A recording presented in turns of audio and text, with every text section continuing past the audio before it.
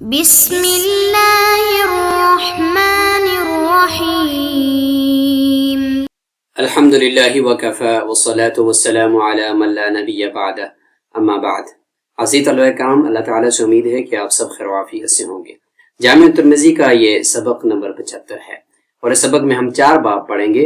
اقامت کے مفرد ہونے، یعنی ایک ایک لفظ اقامت کا ہے یا دو ہیں، اس حوالے سے یہ 2 باب ہیں، اور اذان کے کلمات کو ٹھہر ٹھہر کر اور لمبا کر کے پڑھنے کے حوالے سے حدیث ہوگی، اور اسی طریقے سے اذان کے دوران کانوں کے اندر انگلی ڈال کر اذان کو بلند آواز سے کہنے کا حکم ذکر کیا جائے گا۔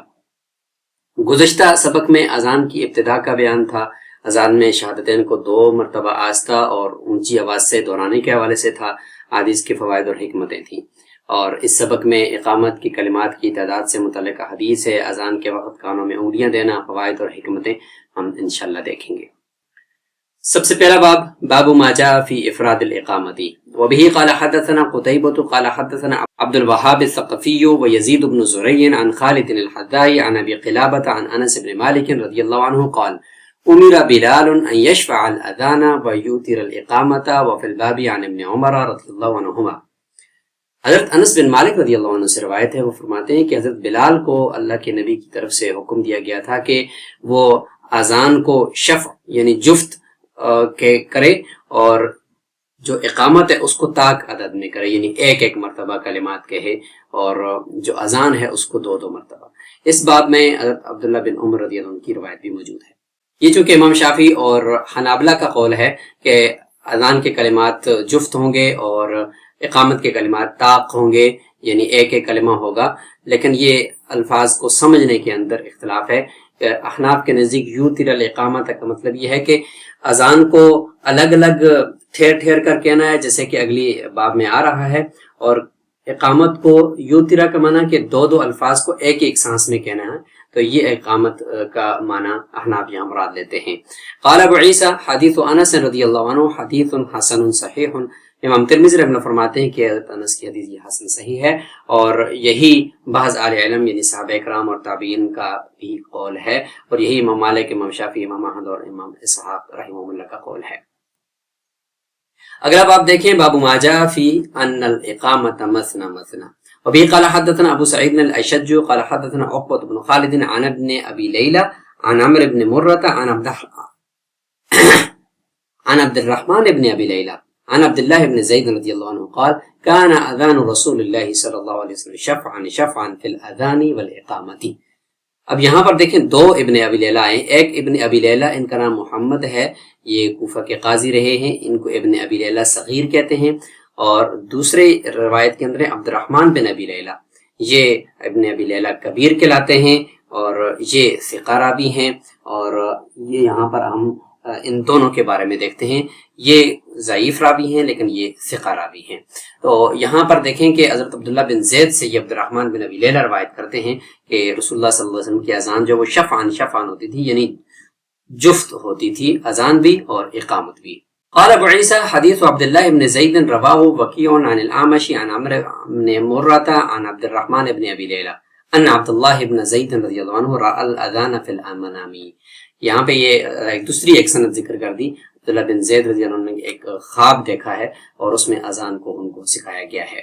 وقال شعبۃ عن عمرو بن مرة عن عبد الرحمن بن ابی لیلہ قال حدثنا اصحاب رسول اللہ صلی اللہ علیہ وسلم ان عبداللہ بن زید رأى الاذان فی المنام، کہ حضرت عبداللہ بن زید نے خواب کے اندر اذان دیکھی تھی، یعنی سیکھی تھی۔ تو یہ ایک تیسری روایت آ چکی ہے عبد الرحمن بن ابی لیلہ کی۔ وهذا اصح من حدیث ابن ابی لیلہ، فرماتے ہیں کہ یہ روایت ابن ابی لیلہ صغیر جو تھے ان کی جو روایت ہے اس سے یہ والی روایات عبد الرحمن بن ابی لیلہ کی یہ اصح ہیں۔ عبد الرحمن بن ابی لیلہ لم يسمع من عبداللہ بن زید۔ امام ترمذی رحمہ اللہ چونکہ اقامت کو طاق سمجھتے ہیں، اس لیے وہ اس حدیث کی سند کے اوپر کلام فرما رہے ہیں کہ جس میں اقامت کو جفت کہا گیا ہے۔ تو اس میں فرماتے ہیں کہ عبد الرحمن بن ابی لیلہ نے عبداللہ بن زید سے سماع نہیں کیا، لیکن یہ بات بھی محل نظر ہے کہ عبداللہ بن زید کا جب انتقال ہوا تو عبد الرحمن بن ابی لیلہ 10 سال کے تھے، بلکہ اس سے بھی زیادہ کے، تو اس صورت میں عبد الرحمن بن ابی لیلہ نے لازمی طور پر عبداللہ بن زید سے یہ سماع کیا ہوگا۔ قال بعض اہل العلم الاذان مثنى مثنى والاقامۃ مثنى مثنى وبه يقول سفیان الثوری وابن مبارک واہل الکوفہ، اہل کوفہ سے مراد یہاں پر احناف ہیں۔ اور علامہ احمد محمد شاکر اور شعیب ارناؤت کا جو نسخہ ہے وہ اہل الکوفہ کے بعد یہ ہے کہ قال ابو عیسیٰ ابن ابی لیلہ هو محمد بن عبد الرحمن ابن ابی لیلہ كان قاضی الکوفہ ولم يسمع من ابیہ شیئا الا انه یروی عن رجل عن ابیہ۔ فرماتے ہیں کہ ابن ابی لیلہ جو ہیں، جو ابن ابی لیلہ صغیر ہیں جن کا نام محمد ہے، یہ محمد بن عبد الرحمن بن ابی لیلہ ہیں، اور یہ انہوں نے اپنے باپ سے سماع نہیں کیا، بلکہ یہ یروی عن رجل ایک مجہول شخص ہے بیچ میں، اور وہ پھر آگے ان کے باپ سے روایت کرتا ہے۔ تو یہاں پر بھی فرماتے ہیں کہ حدیث منقطع بھی ہے۔ باب ما جاء فی الترسل فی الاذان، ہم اگلا باب دیکھتے ہیں کہ اذان کے کلمات کو ٹھہر ٹھہر کر اور کھینچ کھینچ کر پڑھنے کے والے سے ہے، اس کو ترسل کہتے ہیں۔ وبه قال حدثنا احمد بن الحسن قال حدثنا المعلى بن اسد قال حدثنا عبد المنعم وهو صاحب السقاء قال حدثنا يحيى بن مسلم عن الحسن وعطاء عن جابر رضي الله عنه ان رسول الله صلى الله عليه وسلم قال لبلال يا بلال اذا اذنت فترسل في اذانك واذا اقمت فاحضر واجعل بين اذانك واقامتك قدر ما يفرغ الاكل من اكله والشارب من شربه۔ حضرت جابر رضی اللہ عنہ سے روایت ہے، وہ فرماتے ہیں کہ رسول اللہ صلی اللہ علیہ وسلم نے فرمایا بلال کو کہ اے بلال، جب آپ اذان دیں تو اذان کے کلمات کو ٹھہر ٹھہر کر کہیں اور ان کو کھینچ کھینچ کر کہیں، اور جب اقامت کہیں تو فحضر، پھر ذرا جلدی جلدی سے کہیں، اور دو دو کلمات ایک ہی سانس میں کہا کریں، حدر اس کو کہتے ہیں۔ اور اپنی اذان اور اقامت کے درمیان اتنا فاصلہ ضرور رکھا کریں کہ کھانے والا اپنے کھانے سے فارغ ہو جائے اور پینے والا اپنے پینے سے فارغ ہو جائے۔ والمعتصر اذا دخل لقضاء حاجته، اور استنجا کرنے والا جب اپنی قضاء حاجت سے کے لیے چلا گیا ہے واش روم میں تو وہ وہاں سے فارغ ہو جائے۔ ولا تقوموا حتى تروني، اور تم اس وقت تک نماز کے لیے کھڑے نہ ہو جایا کرو، صفیں باندھنے کے لیے کھڑے نہ ہو جایا کرو جب تک کہ تم مجھے دیکھ نہ لو۔ جب مجھے تم دیکھو میں حجرے سے نکل رہا ہوں اور مسجد میں داخل ہو چکا ہوں تو پھر تم کھڑے ہوا کرو۔ تو یہ ادب بیان ہو گیا کہ کس وقت مقتدیوں نے کھڑا ہونا ہے۔ جب امام کو وہ دیکھیں کہ مسجد میں داخل ہو گیا تو وہ کھڑے ہو جائیں، اقامت شروع ہوگی تو کھڑے ہو جائیں۔ یہاں پر صاحب السقا عبد المنعم کو کہا جاتا ہے کیونکہ یہ حاجیوں کو پانی پلایا کرتے تھے۔ وبه قال حدثنا عبد بن حميد قال حدثنا يونس بن محمد عن عبد المنعم نحوه قال ابو عيسى حديث جابر رضي الله عنه هذا حديث لا نعرفه الا من هذا الوجه من حديث عبد المنعم وهو اسناد مجهول۔ امام ترمذی رحمہ اللہ فرماتے ہیں کہ حضرت جابر کی یہ حدیث ہمارے پاس صرف اسی طریق سے موجود ہے، اس کے علاوہ کوئی اور طریق نہیں ہے، اور یہی طریق عبد المنعم کا ہے، اور یہ جو سند ہے یہ مجہول ہے۔ باب ما جاء فی ادخال الاصبع الاذن عند الاذان، کہ اذان کے وقت اپنے کانوں کے اندر انگلیاں داخل کرنا، اس سے آواز بلند ہو جاتی ہے، تو اس والے سے ہم دیکھتے ہیں۔ وبی قال حدثنا محمود بن غیلان قال حدثنا عبد الرزاق قال حدثنا سفیان الثوری عن عون بن ابی جحیفة عن ابیہ قال رأيت بلالا يؤذن ويدور ويتبع فاه ها هنا وها هنا وإصبعاه في أذنيه ورسول الله صلى الله عليه وسلم في قبة له حمراء وراه قال من أدم فخرج بلال بين يديه بالعنزة فركزها بالبطحاء فصلى إليها رسول الله صلى الله عليه وسلم يمر بين يديه الكلب والحمار وعليه حلة حمراء كأني أنظر إلى بريق ساقيه قال سفيان نراه حبرة۔ ہم ترجمہ کر لیتے ہیں۔ عون بن ابی جحیفہ اپنے باپ ابو جحیفہ سے روایت کرتے ہیں کہ میں نے بلال کو دیکھا۔ ابو جحیفہ فرما رہے ہیں کہ بلال اذان دے رہے تھے اور اذان کے دوران وہ دائیں بائیں اپنا منہ پھیر رہے تھے، یعنی حی علی الصلاۃ کے موقع پر دائیں طرف اور حی علی الفلاح کے موقع پر بائیں طرف، اور اپنے منہ کو جو ہے وہ دائیں بائیں کی طرف یعنی یمین اور شمال کی طرف وہ پھیر رہے تھے، اور ان کی دونوں انگلیاں جو ہے وہ کانوں کے اندر تھیں، شہادت کی دونوں انگلیاں۔ اور رسول اللہ صلی اللہ علیہ وسلم ایک خیمے کے اندر تھے جو سرخ رنگ کا خیمہ تھا، اور راوی کہتے ہیں کہ ایسا مجھے بیان ہوا، عون بن جحیفہ کہتے ہیں کہ ابو جحیفہ نے یہ بھی فرمایا کہ من ادم، کہ چمڑے کا سرخ رنگ کا خیمہ، اس میں آپ صلی اللہ علیہ وسلم تھے، اور بلال پھر جب نکلے آپ صلی اللہ علیہ وسلم کے سامنے اور آگے آگے چلے بالعنزہ، ایک چھوٹا نیزہ لے کر، اور اس کو گاڑا بطحا وادی میں. جب آپ صلی اللہ علیہ وسلم حج سے واپس آ رہے تھے تو بطحا میں ٹھہرے تھے، تو بطحا وادی میں آگے نیزہ گاڑا تاکہ آگے سے جو بھی چیز گزرے تو نماز میں خلل نہ آئے. تو رسول اللہ صلی اللہ علیہ وسلم نے اس بطحا کے اندر جو نیزہ تھا اس نیزے کی طرف مڑ کر نماز پڑھائی. یمر بین یدیہ الکلب، آگے سے کوئی کتا یا گدھا وغیرہ بھی گزرتا تھا تو نماز میں کوئی خلل نہیں آتا تھا، کیونکہ آگے نیزہ تھا سترے کے طور پر. اور آپ صلی اللہ علیہ وسلم نے جو جبہ پہنا ہوا تھا، جو جوڑا پہنا ہوا تھا، وہ سرخ رنگ کا تھا. اور میں اس طرح ابو جحیفہ فرما رہے ہیں کہ آپ صلی اللہ علیہ وسلم کی جو پنڈلی تھی وہ آدھی پنڈلی تک وہ جوڑا تھا. میں آپ صلی اللہ علیہ وسلم کی پنڈلیوں کی چمک کو ابھی بھی گوئے کہ دیکھ رہا ہوں. سفیان ثوری فرماتے ہیں کہ نوراہ حبارہ، یعنی جو جوڑا تھا وہ بالکل سرخ نہیں تھا، وہ حبری کپڑا تھا. اور حبری کپڑا جو ہے اس کا جو اندر دھاگا ہوتا ہے وہ سفید ہوتا ہے، اور پھر اس کے اوپر دھاریاں ہوتی ہیں سرخ، لیکن وہ لگتا سرخ ہے لیکن ہوتا وہ سفید ہے، کیونکہ آپ صلی اللہ علیہ وسلم نے بالکل سرخ کپڑا نہیں پہنا، اس سے پہنے سے منع فرمایا ہے. قال ابو عیسی حدیث ابی جحیفہ حدیث حسن صحیح وعلیہ العمل عند اہل العلم یستحبون ان يدخل المؤذن اصبعیہ فی اذنیہ فی الاذان، کہ پسند کرتے ہیں سارے اہل علم کہ مؤذن جو ہے وہ اپنے کانوں کے اندر انگلیاں داخل کیا کرے اذان کے وقت. وقال بعض اہل العلم وفی الاقامۃ ایضا يدخل اصبعیہ فی اذنیہ وهو قول الاوزاعی وابو جحیفہ اسمہ وهب السوائی. ابو جحیفہ کا نام وہب السوائی ہے. بہرحال اقامت کے اندر بھی کانوں کے اندر انگلیاں داخل کرنے کو اچھا سمجھتے ہیں. امام شافعی، امام اوزاعی، ان کا بھی یہی قول ہے، کیونکہ اگر مسجد بڑی ہے تو اس صورت میں اذان کے بعد اقامت کو بھی جب سب تک پہنچانا ہے مسجد کے اندر تک، تو اس کے لیے بھی اگر کانوں میں انگلیاں دے کر اقامت کہی جائے تو یہ آواز بلند ہو جانے کے لیے اچھا ہے. راویوں کو دیکھ لیتے ہیں. ابو سعید الاشج، ان کا نام عبداللہ بن سعید بن حسین الکندی الکوفی ہے. عقبہ بن خالد بن عقبہ السکونی ابو مسعود الکوفی. ابن ابی لیلہ، یہ ابن ابی لیلہ صغیر محمد بن عبد الرحمن بن ابی لیلہ الفقی ہیں.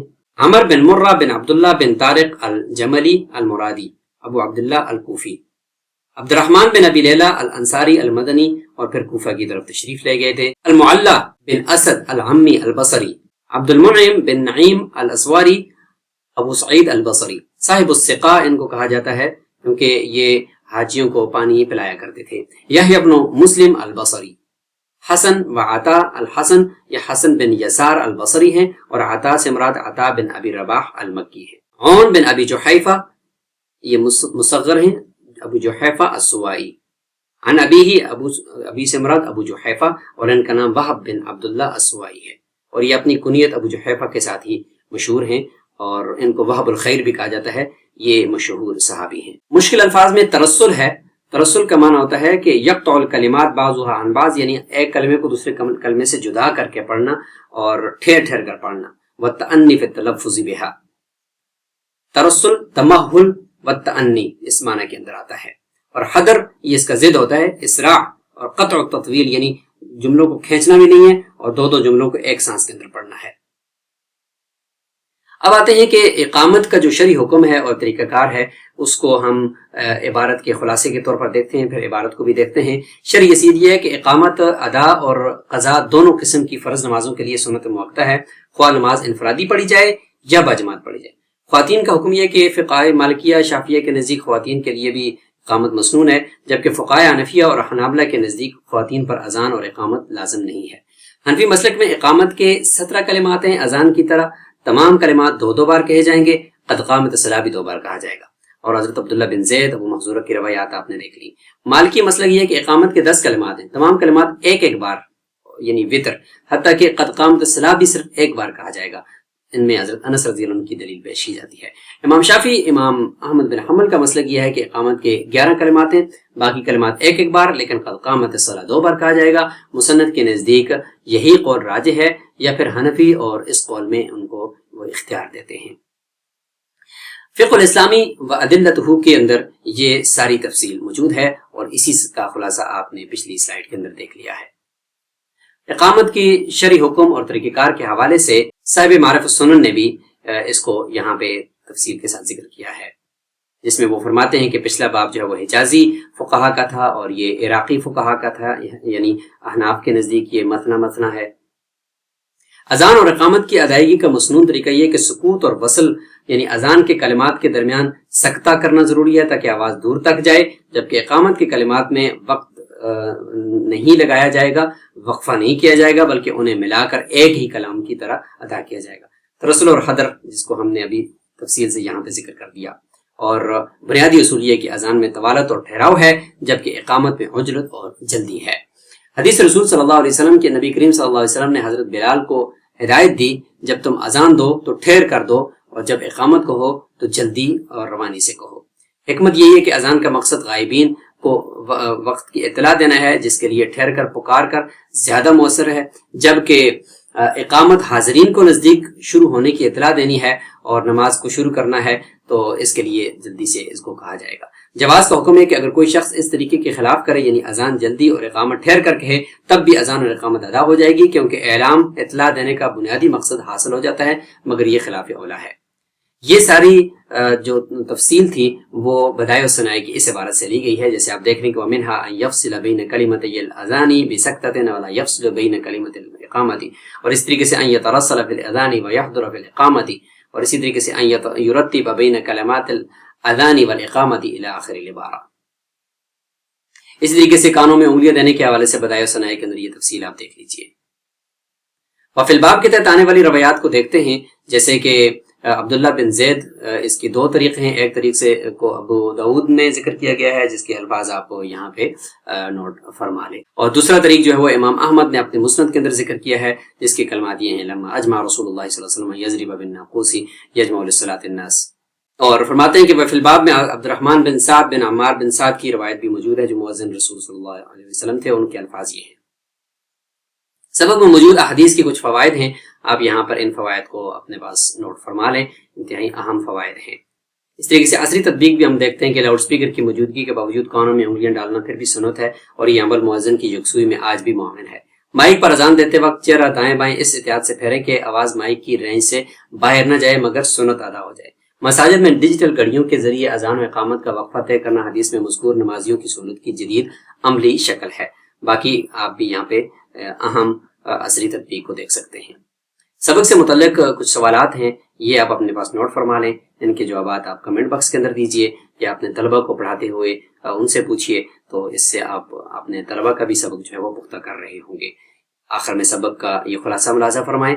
اسی کے ساتھ ہمارا یہ سبق نمبر 75 اپنے اختتام کو پہنچا۔ السلام علیکم ورحمۃ اللہ وبرکاتہ۔